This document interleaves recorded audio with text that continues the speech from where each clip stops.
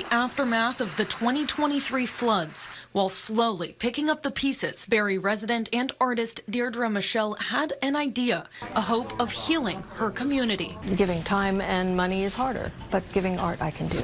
Teaming up with local poet Shauna Trader, who was involved in the flood cleanup and recovery, they interviewed 20 Barre residents, city employees, business owners, homeowners, and an unhoused person about their experiences. Each one of those folks delivered a special kernel of wisdom that has been turned into a lesson or a poem, and I think it's really powerful.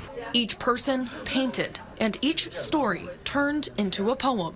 Each also has a QR code you can scan and listen to a short clip of those interviews and hear a snippet of the stories straight from the person themselves.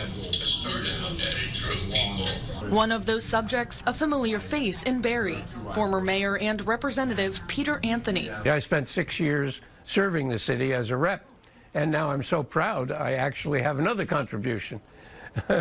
He was one of many who lost their homes. We had to leave and haven't been back since, and our house will be demolished within the next 2 months. Another person featured photographer Shannon Alexander, who captured the devastation and recovery through her lens. To sit down with Shauna and Deirdre and relive it all was emotional and also healing at the same time. These stories captured through art and poetry, now enshrined on the State House walls. It's amazing to have the work here because it allows the voices of everyone who's in it to be heard, not only by our legislature and our fellow citizens, but by people who are visiting, because we are not the only people who are dealing with flooding.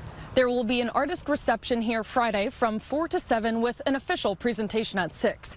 The art installation will hang here in the State House until January, then be moved to its new permanent home at the Aldrich Library in Barre. Reporting in Montpelier, Claire Jones, Channel 3 News.